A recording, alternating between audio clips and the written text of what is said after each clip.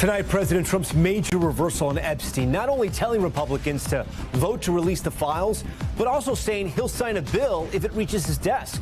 The dramatic change in course less than 24 hours away from the vote on those highly sought-after documents, our new reporting on why he switched positions, and the reaction from Epstein's survivors, who hope the full truth is about to be revealed.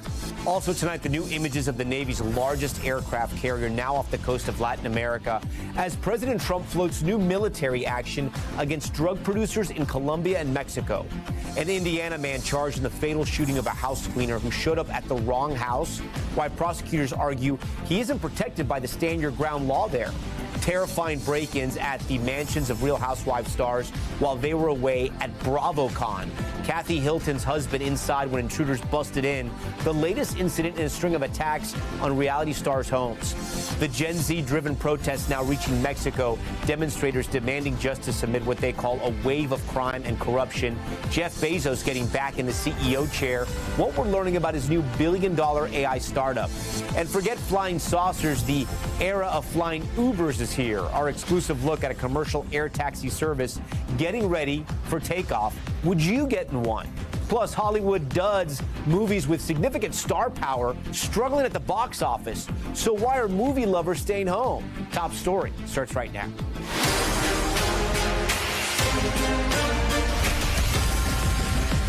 And good evening. We begin tonight with that stunning reversal from President Trump backing a move he's opposed for months to compel the Justice Department to release the Epstein files.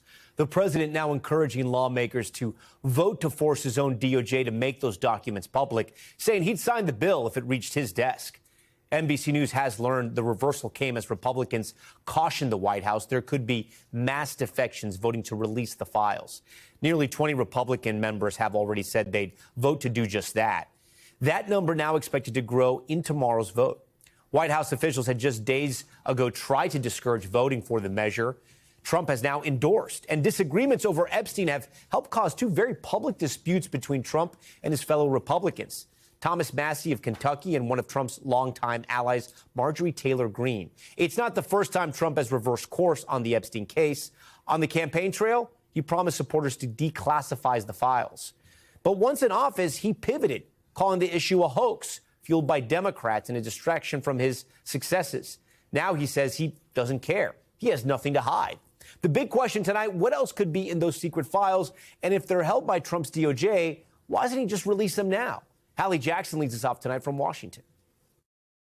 President Trump tonight speaking publicly for the first time since his rare reversal over releasing the DOJ's Jeffrey Epstein case files. I'm all for it. Now saying he supports Republicans in both chambers of Congress voting to try to force the release of files related to the sex offender. The president suggesting he'd sign it into law after posting overnight, "We have nothing to hide." NBC's Garrett Haake pressing him today. What I just don't want Epstein to do is detract from the great success of the Republican Party, including the fact that the Democrats are totally blamed for the shutdown. I'm for any, I don't, they can do whatever they want. We'll give them everything. Sure, I would. Let the Senate look at it. Let anybody look at it. The president's political pivot coming after months of resistance. I call it the Epstein hoax. But one conservative lawmaker telling NBC News some in the GOP recently warned the White House there would be mass defections among Republicans backing this bipartisan bill. The writing on the wall. Trump appears to have chickened out on the Epstein scandal. He's caved. It's a complete and total surrender. The president lashing out at Republican Congresswoman Marjorie Taylor Greene, who's been vocal in her support for the bill, despite threats, she says, after the president's online attacks. I stand with these women. I stand with rape victims. President Trump has not been accused of wrongdoing related to Epstein. Now, the path paved for a potentially landslide vote in the House. And this late today from a top Trump ally in the Senate. Sure, I'd vote for it. The Democrats have been yelling about it. Let's just shut them up. Some Epstein survivors urging Americans to make their voices heard in a new PSA. It's time to shine a light into the darkness. Hoping for transparency. Knowing how popular this is with the American people, that a tremendous amount of pressure placed on the government means things happen and that this really could move forward. All right, Hallie Jackson joins us tonight from Washington. Hallie, great to see you here on Top Story. Walk us through what could happen now with this vote tomorrow. And I understand the Speaker has also addressed sort of some of the machinations that are going to happen with this vote. Yeah, let's get into the weeds then about it, Tom. Speaker Johnson suggests that the way they're going to do this, the procedure in which this will happen, it'll need 2/3 support to pass. He was asked, the Speaker, if he would vote in support of this bill, which is particularly relevant. Again, this is coming into us in just the last couple of minutes here. It's particularly relevant given what you just talked about, what we just covered there, the president's U-turn on this, essentially green lighting support for other Republicans to get on board, trying to force the release of this. Speaker Johnson is holding that close to the vest, at least for now. He says he's going to talk more tomorrow morning about his position on this. Remember, he all along had suggested that this bill, this push, was essentially redundant because he says the House Oversight Committee is already working to try to release documents. That obviously was something that Congressman Massey, Congressman Khanna, the bipartisan co-sponsors of this bill, felt differently about. The question is this going to be a landslide? We have one top Republican in the House telling our team he thinks almost everybody is going to back it in that chamber. Next step could then be a Senate vote. That may happen as early as this week, could happen after Thanksgiving. But one question that I have that we've been asking, if the president supports this and supports the release of the files, he could just tell his DOJ, it appears he could tell the DOJ to release, what they have. That has not yet happened. As far as what could be in those files, Tom, it's a really good question. Our team reports it could be things like other emails or messages related to Jeffrey Epstein, other evidence seized from various properties that Epstein had, financial records, investigative summaries as well. We won't know till we see them, and it's a real question mark on the timeline there, Tom. Yeah, and then before you go, do we know if they vote on it in the House tomorrow, the Senate we think will get it sometime this week? I mean, when could potentially the Epstein files be released to the public if everything goes as planned? It's a good listen. These things tend to take some time. Now, that said, the DOJ, there has been a discussion since the day President Trump was inaugurated about the potential to release the files. So presumably it's possible that, some folks at the DOJ were working on doing things like redacting victims' names, et cetera. That said, these things tend to not be instantaneous. There may be a bit of a lag time. I would also caution, we don't know when the Senate is even going to take action on their part two. They go on their Thanksgiving vacation next week, so things may not really get going until December if they get going over there at all. Okay, Hallie Jackson leading us off here on Top Story. We're following another update out of the Trump administration tonight. The president issuing a stark warning about his war on drugs, saying he's open to striking cartels inside of Mexico and Colombia. Here's Garrett Haake. Tonight, with America's largest aircraft carrier now in the Caribbean, and after another deadly U.S. strike against an alleged drug boat, President Trump signaling he's willing to expand his war on drug cartels into Mexico. Would I launch strikes in Mexico to stop drugs? It's okay with me.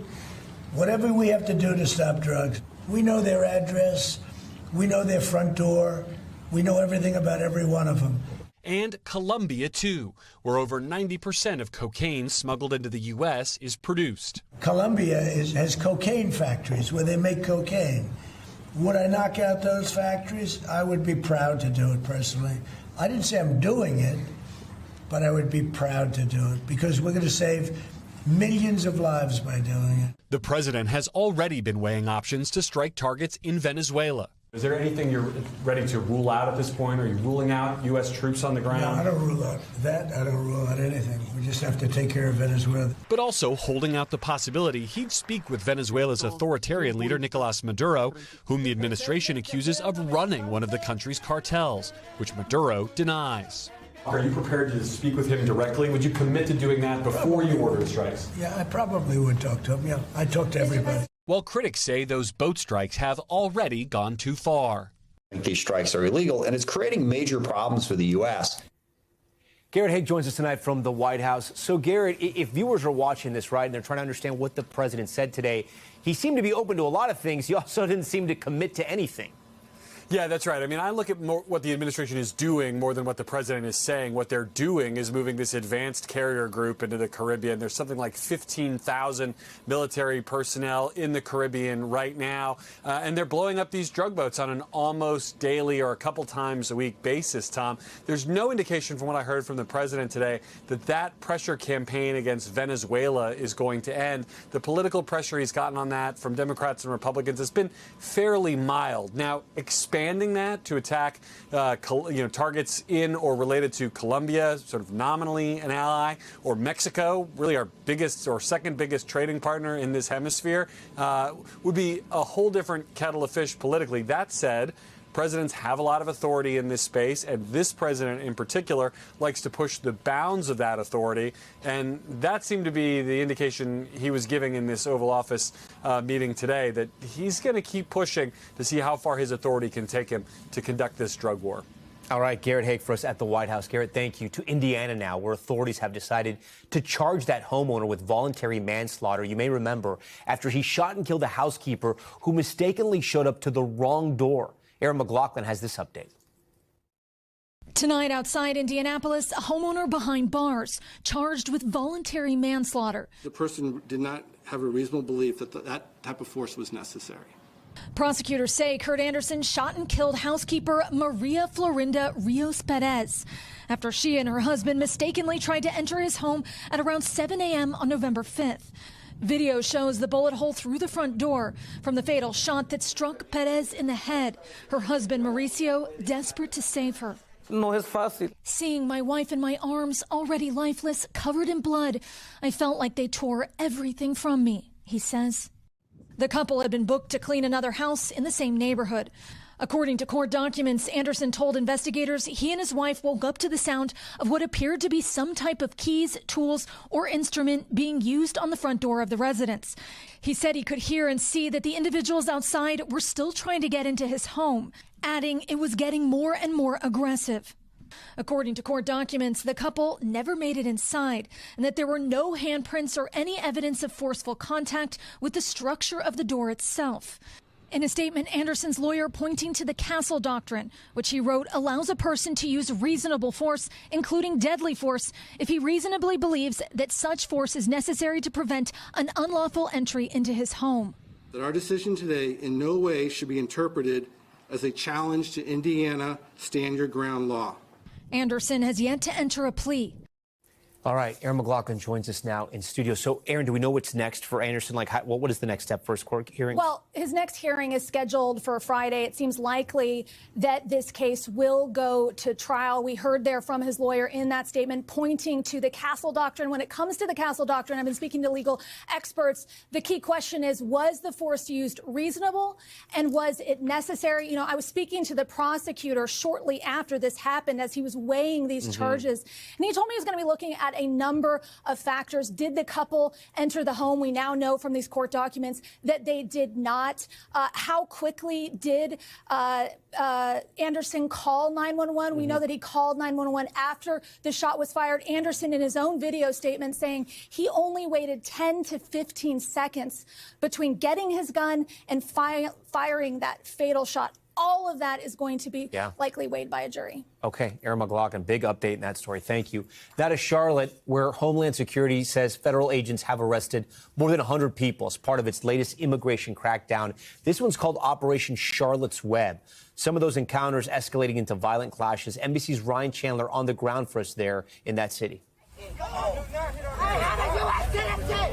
Tonight, federal agents ramping up their immigration crackdown in Charlotte. The Department of Homeland Security says Border Patrol has arrested more than 130 people since Saturday. Among them, they say, are criminals with a history of assault, DUIs, and gang affiliation. DHS not specifying how many of those detained have criminal histories. Too many times we're finding that some very, very disreputable individuals are seeking work in people's homes. Across the city, encounters turning angry and chaotic. Officers breaking this man's car window. Confrontations turning violent at times. DHS says one officer was injured when a man drove a van into a law enforcement SUV. 24-year-old citizen Miguel Martinez, now charged with felony assault. Today, one witness telling NBC News more than 20 Border Patrol agents showed up at a community center for refugee and immigrant children. No children were present. This is not making us safer. It's stoking fear and dividing our community. It's scary. Some residents say their citizenship isn't enough to feel safe. Jonathan Ocampo's parents immigrated here from Colombia. He showed us the passport he now carries everywhere. It's sad that, I'm not going on an international trip or anything, but I have to carry this. Hispanic-owned businesses closing their doors to avoid becoming targets. Manolo's Bakery shuttered for a third straight day. Owner Manolo Betancourt stands guard outside, sounding his whistle when he thinks he spots Border Patrol. How long do you plan to keep your bakery closed? As long as it takes. People here insist those fears persist among citizens and non-citizens alike. You saw that bakery owner just there. His shop has really turned into something of the epicenter of the opposition.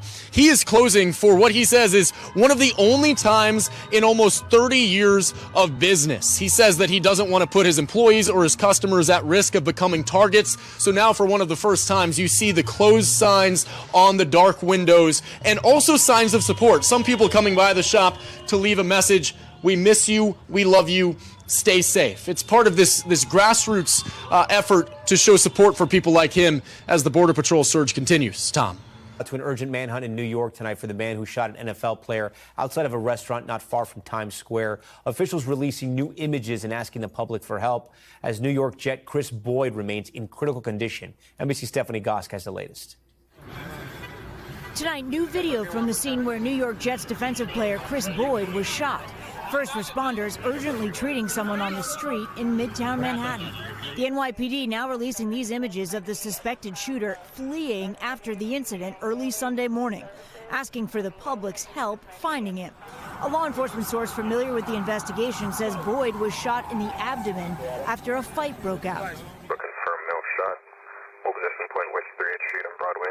2 rounds were fired, according to the source. One hit the professional football player and lodged in his lung. Police say the shooting took place just after 2 a.m. outside this restaurant. I'm only about 4 blocks from Times Square. The restaurant tells NBC News that it's working with investigators, and they have already turned over security footage from that night. The New York Jets have not commented other than acknowledging that the team is aware of the incident. Some concerned players speaking out today. Prayers for him and his family, and hopefully that everything will end up being all right. Defensive tackle Harrison Phillips writing, "Give his family strength. Chris is a fighter, and we're all here for him." Boyd's career in the NFL started in 2019, playing for the Minnesota Vikings. He is currently on a 1-year contract with the Jets, but hasn't played after a season-ending shoulder injury. Now the 29-year-old is battling to recover from a gunshot wound, and his alleged shooter is still on the run. Okay, Stephanie joins us now with an update here in studio. Yeah. So we got that video from the restaurant. Does the restaurant have any more video, maybe of the fight that started all this? Yeah, I mean, the restaurant says they've turned over their security footage to investigators. You have to imagine that and on that busy street, Tom, not just this restaurant, but a lot of other locations probably have the entire incident on camera. According to the restaurant, it all happened outside after they closed. What's interesting, too, is that, you know, the police coming out and say, we have a suspect, this is what he looks like, they don't have his identity. That's the only reason they would release those images of him. And in a case like this, it can really be the public that is the deciding factor here on finding him. All right. Stephanie Gosk, we thank you for that. We're going to be back in a moment here on Top Story with the terrifying smash and grab at a jewelry store in California. We'll show you how the owner managed to fend off a gang of 5 crooks inside of a store. Plus, another string of celebrity home break-ins, this time impacting stars from the Real Housewives of Beverly Hills. The new details just in.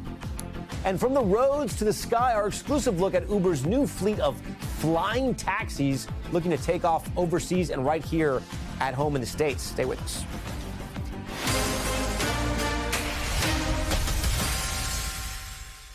We're back now with the break-ins on Bravo's biggest night, the homes of 2 Real Housewives of Beverly Hills. Cast members Kathy Hilton and Sutton Strake were burglarized while the stars were away at a massive fan convention in Vegas called BravoCon. And as NBC's Steve Patterson reports, it's not the first time members of the franchise have been impacted. We got it, let's party, yes! As Real Housewives of Beverly Hills star Kathy Hilton showed up for fans at BravoCon in Las Vegas. We are getting along so well. Back in the City of Angels, a late-night break-in at her multi-million-dollar Bel Air home. Los Angeles police say the burglary was reported just before midnight on Saturday. Hilton's reps telling NBC News Kathy's husband Rick was home at the time, adding everyone is fine.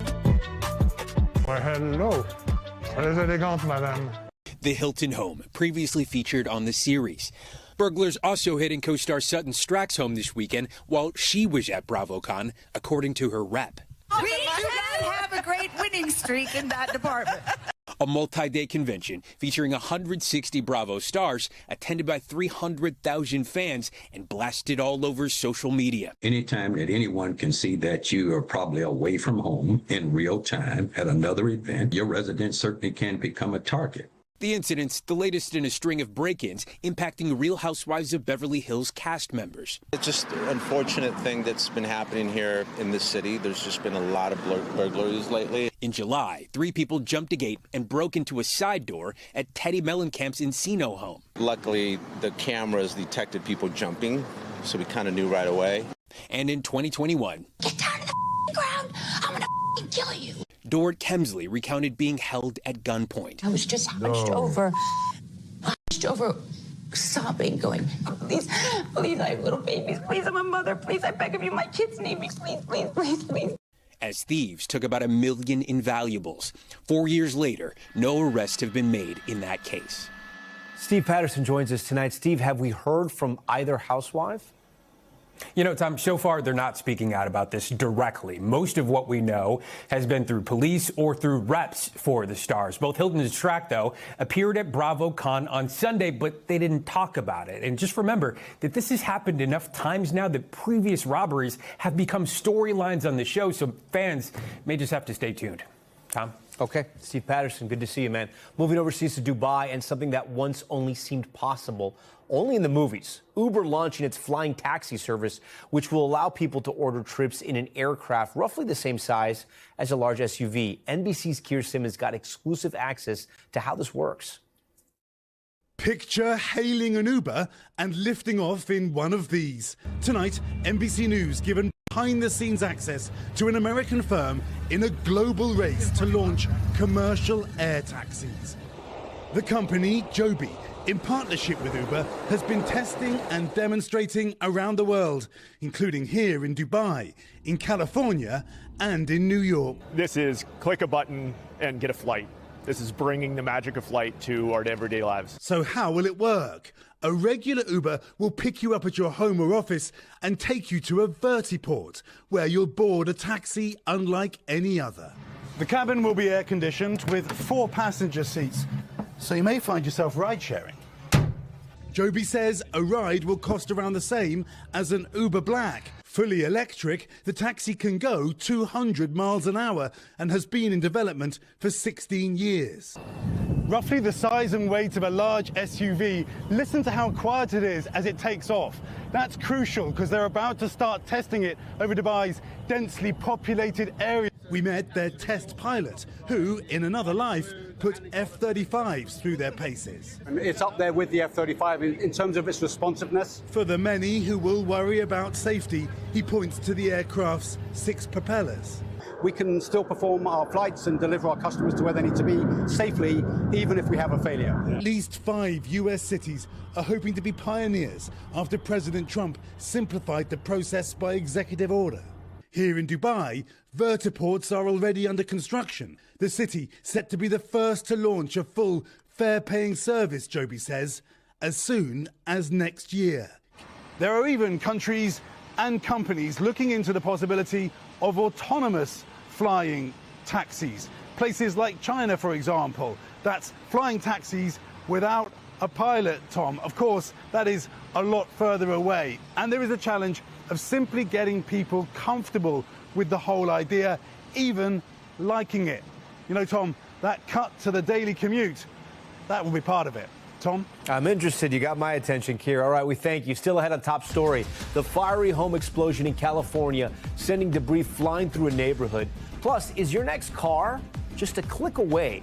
Why you might be able to find your new ride on Amazon. We're back now with Power and Politics and a major defection in the MAGA coalition. Georgia Congresswoman Marjorie Taylor Greene publicly breaking with President Trump in recent weeks. Greene rose to prominence as one of Trump's most vocal supporters, famous for her often venomous spats with Democrats, like this one last year, you may remember, with Jasmine Crockett of Texas. Do you know what we're here for? You know we're here about AG. I don't think you know what you're here for. Well, you the one talking about. I think your fake eyelashes are messing up. No, ain't nothing. Hold on. Listen, if someone on this committee then starts talking about somebody's bleach blonde, bad built butch body, that would not be engaging in personalities, correct? A what now? A what now? But in recent weeks, Green has started to criticize Trump over his focus on foreign issues and his handling of the Epstein files. Finally, this weekend, President Trump announcing he's withdrawing his support from the Georgia Congresswoman. Green saying she was worried the president would radicalize his base against her, to which President Trump said this. Her life is in danger? Who's that? Marjorie Taylor Greene, he says. Marjorie Taylor Greene. I don't think her life is in danger. Frankly, I don't think anybody cares about her. All right, to walk us through the fallout, I want to bring in our good friend, NBC senior national political reporter, John Allen. John, thanks for being here. I mean, this is sort of strange to sort of witness, right? Unless politics are at play, right? We just sort of outlined the broad strokes of the criticism Green has leveled at Trump. But walk us through the details here. This was one of the president's most powerful allies for a long time on Capitol Hill, and now he's calling her a traitor. How do we get here? Well, she's basically arguing that Donald Trump has abandoned the America First slogan and policies that he campaigned on. She's looking at things like him wanting to bring in high-skilled workers under an H-1B visa program versus Make America Great Again base, an America First base that wants fewer legal immigrants in addition to cracking down on illegal immigration. She's been at him on the Epstein files, something that the base has cared a lot about. She has argued that the United States should not be negotiating in so many foreign areas to be an America First country, and she's accused him of basically having a revolving door of foreign leaders coming here. Mohammed bin Salman, the Crown Prince of Saudi Arabia, coming into Washington, D.C. this week as an example. So really a clash of the titans here, and her basically saying that Trump has abandoned his base. And, of course, Donald Trump maybe feeling a little bit like he's being pushed out the door, firing back pretty hard, as you said, calling her a traitor. Yeah, I want to play something that she said over the weekend. Let's listen. I would like to say humbly, I'm sorry for taking part in the toxic politics. It's very bad for our country. And it's been something I've thought about a lot, especially since Charlie Kirk was assassinated. Okay, so, John, there's two ways to look at this, right? We could take her for her word, right? She's maybe had a come-to-Jesus moment, and she realizes that viral politics, if you will, and visceral politics really is not the way to go. Or she could be thinking down the road. What do you think's happening here?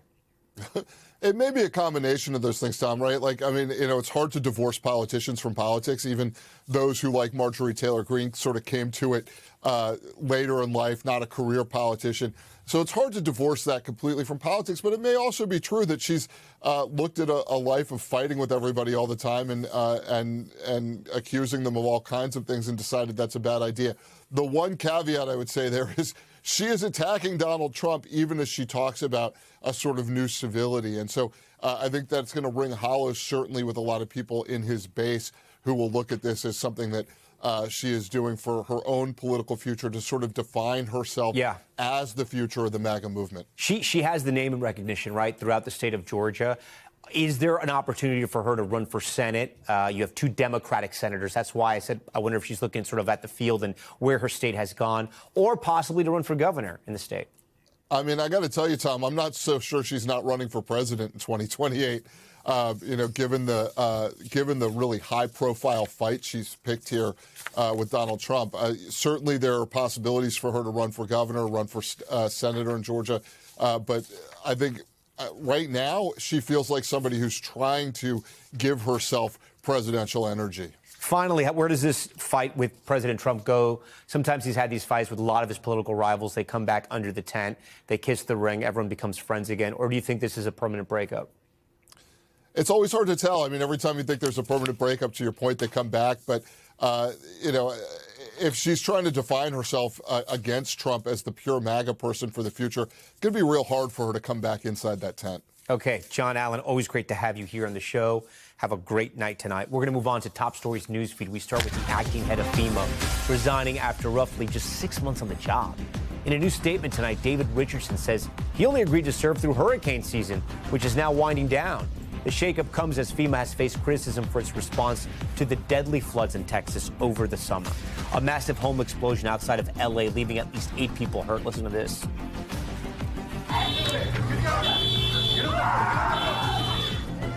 You hear the chaotic scene there, the screaming, the yelling, people running after the blast. Video also capturing the house on fire and debris scattered across the neighborhood. Authorities say 16 homes were evacuated. Investigators still trying to figure out what caused it.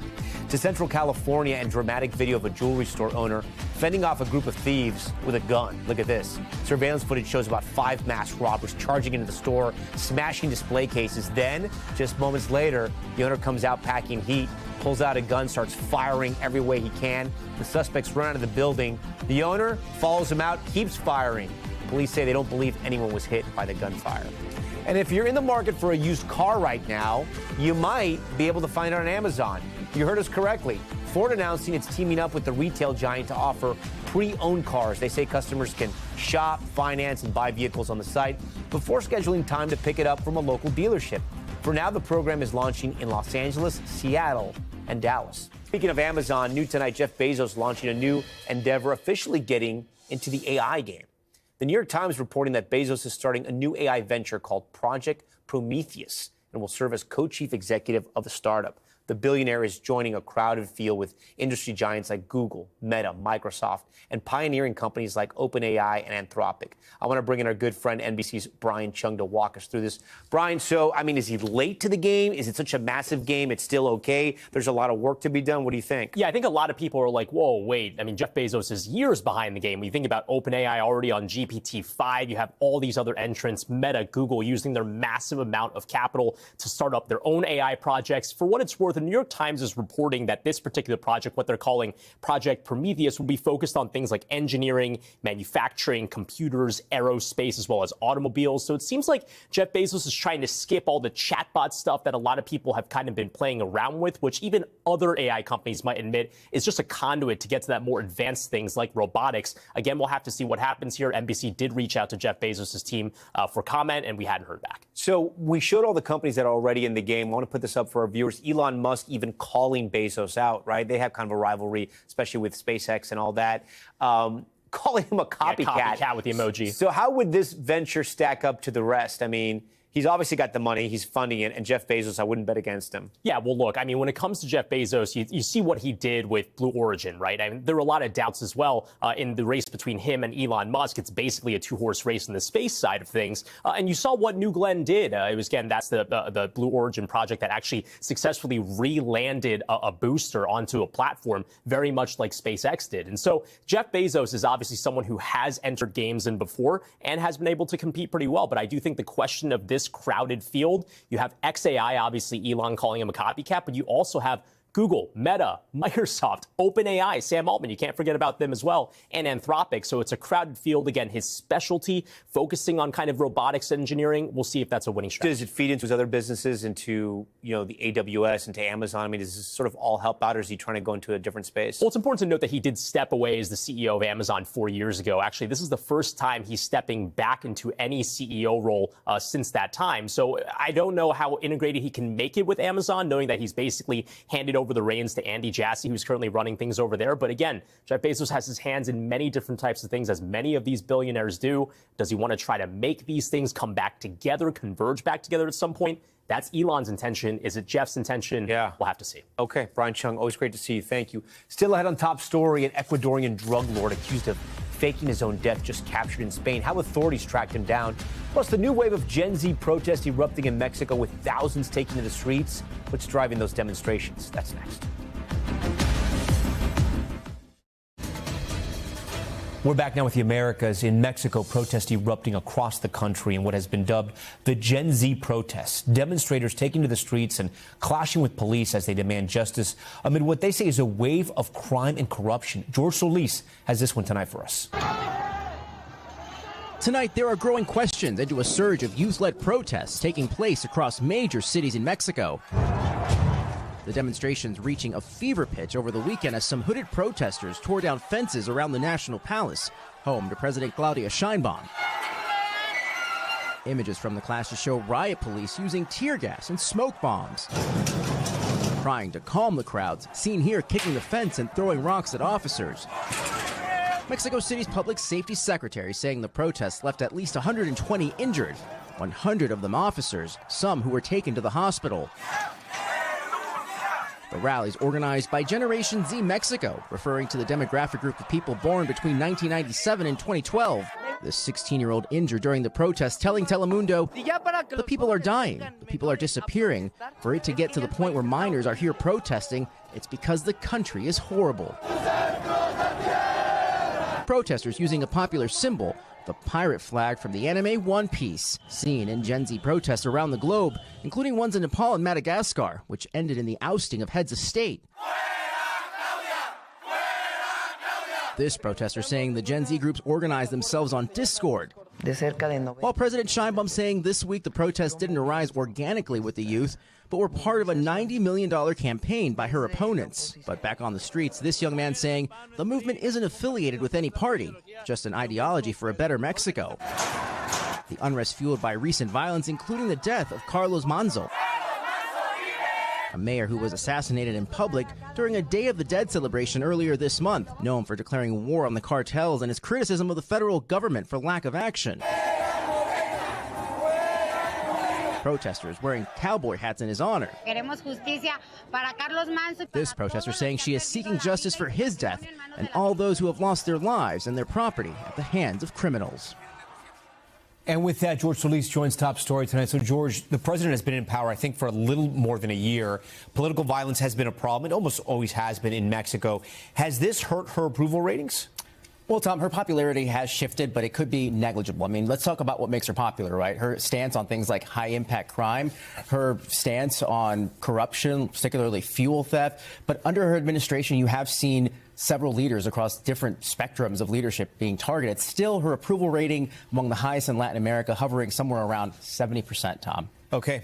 George Solis, so great to have you here in the studio. Appreciate it. Now to Top Stories Global Watch. We start in Bangladesh, where the ousted prime minister was just sentenced to death.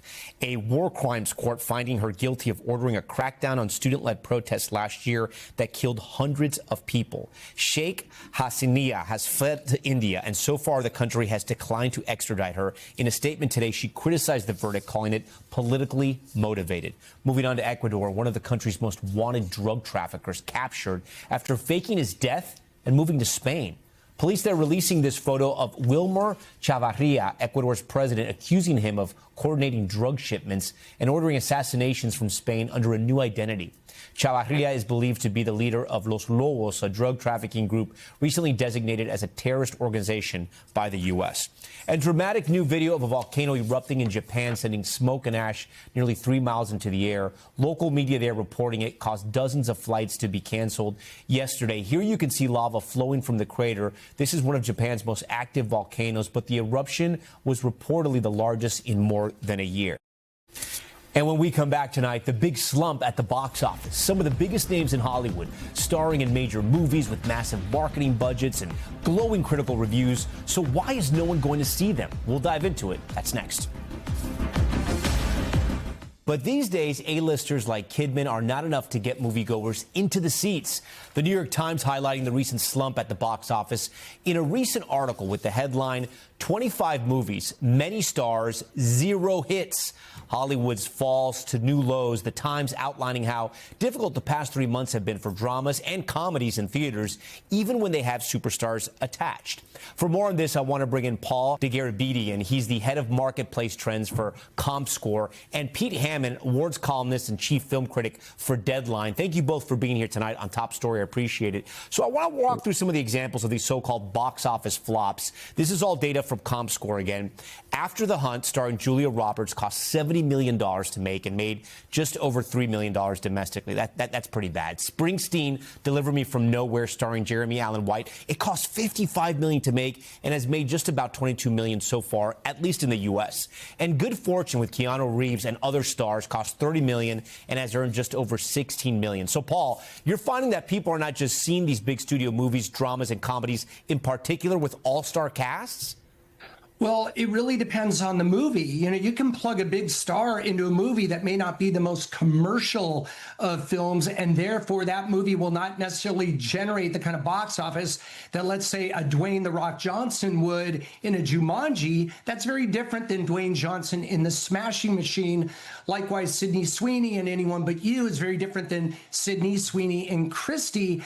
And this is the time in the post-summer period where it's about the award season films, box office fine dining, if you will, rather than what we're about to get into in Thanksgiving, which is the cinematic fast food, which generates the big box office. So it's really the time of year, the types of movies. I don't think it's a mandate against going to the movies. I think it's just that these films are not necessarily as commercial as the other types of films that have known IP, are franchises and sequels. But some of these movies, as you pointed out, are very expensive. Yeah, I do want to show our viewers and talk a little more about why this might be happening. The Times cites a few reasons, right? One is that movies are available for digital rental or purchase as soon as 17 days after they're released, a big change from the pre-pandemic window of 90 days. Another is the audience. People are not going to go to the movies to see dramas and comedies as much as they are superhero or action movies. And another theory is just how expensive it is to go to the movies these days, from the tickets to snacks. It's a pricey outing. I know. I have 3 kids. Every time we go there, I mean, just buying food, it'll set you back. Pete, are these all valid reasons, or is it something else? And what I mean by something else is this thing right here, the phone. I just wonder how much of this has taken from the audience as well. Yeah, I think they are all valid reasons. I think the movie-going habit has changed considerably. A lot of the movies you're talking about with Julia Roberts and Sydney Sweeney and all these things are aimed at adults. Adults don't go out right away, you know, and if you don't grab them right away, that movie's going to die. And we've seen a succession of this all fall, one weekend after another, where these adult appeal movies just die and the studios give up on them. It's a shame. Julia Roberts is really quite good in After the Hunt, but it's a Me Too kind of movie set on a college campus. It's nothing that people seem to want to see, and the critics didn't really go for it. The one with Jennifer Lawrence, Die My Love, which is also just cratered at the box office. You know, it's fine for her to like go for an acting job that challenges her, but people don't want to see her in this kind of role. It's just really unsavory character. And spoiler alert, she even shoots the dog. Who wants to see that? That's pretty bad. Same question for you, Paul. Do you think there's one main reason movies are flopping? I know you're saying it's not really award season. Yeah. Excuse me. Or is it a combination of things? I think it's a combination of things, and I agree with Pete. I mean, certain of these films are not on their face that attractive for moviegoers. Now, I will say this, though. You know, people say that Hollywood is just looking for the big dollars at the box office. But if you look at the choices that are made on these films, some of these movies are not very commercial at all. They're going to have to hope that once they wind up on the small screen, that they can develop an audience there and bring in revenue for studios at that point. But now we just have to hope, and we know that Wicked for Good is going to be a huge movie, then Zootopia 2, then Five Nights at Freddy's, then Avatar Fire and Ash. So all of a sudden the box office is going to shift to these huge numbers, and then around Christmas we'll have a lot of award season contenders. So it's a real mix of films out there, but not everyone is going to be a big hit at the box office. That doesn't mean that they're not good movies. It just means that they're not the most commercial enough to bring in people to the movie theater. You know, Pete, there's always ups and downs in Hollywood, but are we so deep in the streaming world and, again, the phones, that going to the movies could be a thing of the past? I don't think forever, but will Hollywood ever bounce back to the good old days? I think it's very different. Once you change the pattern, the movie-going pattern, people get used to watching it on their couch, and they say, oh, this is going to be on my TV set in 3 weeks. And so they'll just wait. It has to be some sort of event. Hollywood's created all kinds of reasons to go to the movies over decades, you know, from widescreen and now IMAX and things. I think it's got to be a little bit more of an event. And, you know, look at Margot Robbie. She had a huge huge bomb with this big, bold, beautiful Journey movie. It wasn't a very good movie, but nevertheless, it followed Barbie. People couldn't get enough of Barbie, and they went out to theaters. They didn't want to go see her in this movie. So the stars have to be a little more careful of what they choose. Dwayne Johnson, Smashing Machine, same problem. Yeah. He's now calling that an art house drama. You know, he wanted to do something different, but his audience goes and says, I don't want to see this. Right. No. You kind of think about all those things and what they mean. Paul, I do want to ask you, because I've had friends already tell us, fellow parents tell me that it's very hard already to get tickets for Wicked. It's around the corner. You also have Timothée Chalamet's Marty Supreme. Are you hopeful for those showings? I'm very hopeful for those. I think that Wicked for Good is going to absolutely blow the doors off at the box office. I think it'll open bigger than the $114 million domestic debut of the first Wicked movie about a year ago. And then that leads into Thanksgiving, and the day before Thanksgiving, Zootopia 2 opens. We could be looking at one of the biggest Thanksgivings ever for movie theaters, but powered by what? Mainly those two big known IP, big franchise films like Wicked for Good and Zootopia 2. Before we go, Paul and Pete, give me one recommendation from some of the movies we've mentioned, some of the movies that are out there. Give me one rec to our viewers out there. Don't miss this in the movie theater. Okay, I would say I've seen Wicked for Good, and it is a sensational follow-up to the first Wicked. You don't want to miss that in a theater. You mentioned Marty Supreme with Timothée Chalamet. He's such a good actor, and he's so good in this, but it is such an unsavory character, so arrogant. I'm wondering if his fans are going to love that movie, Paul. I really am. Paul, what about you? It's very different than A Complete Unknown that Chalamet was in about a year ago, and that movie was a very different movie. I mean, it's a ping-pong drama. It's very interesting, but I think Wicked for Good is the one I'm recommending. See it in a movie theater, not only because of the sight, the huge screen, but the sound as well. It's a musical. Let's go. And we here at NBC Universal, we love to hear that. All right. Pete, Paul, we're missing Mary. This has been a great panel tonight. Right. We thank you for talking to us. Thank you. Yeah. Finally tonight, the touching moments in Tennessee this weekend. Not sure if you saw this one. The Army Master Sergeant surprising his family on the Jumbotron at a Titans game with a heartfelt message, and they'll never forget what happened next. He's been in for 15 years, and he's been deployed for about 6 months, and we really miss him. At halftime of the Tennessee Titans game, country music star Trace Atkins welcomed the Sizemore family to the field. All right, we have a surprise for you if you would look up here. A special message from a man they really miss, their husband and father, Master Sergeant Christopher Sizemore. He's been deployed overseas with the Army Special Forces for the last 6 months. Enjoy the game, and I miss you, and I love you. But the best reveal was still to come. We got another surprise for you. Master Sergeant Sizemore wasn't just on video. He was actually at the game, walking out in full uniform, ready to reunite with his family. Master Sergeant Sizemore. His kids, Aiden and Addison, jumping into his arms. How great was that, Titans fans? Were you surprised? I mean, could you believe what was happening? I could not believe what was happening. I was really, really surprised. Are you proud of your dad, that he protects our country? Yes. Tell him like a million times. We weren't going to have Thanksgiving with him, so to have him come into those plans makes it a lot more exciting to look forward to doing all of the holidays. A hug and a moment this family will never forget. It's hard to put into words. They're my world. My family's my world. Our hearts are all filled to the brim. Thank you to each and every one of you. And we thank Master Sergeant Sizemore for his service and his sacrifice along with that of his families. We thank you for watching Top Story tonight. I'm Tom Llamas in New York. Stay right there. More news on the way.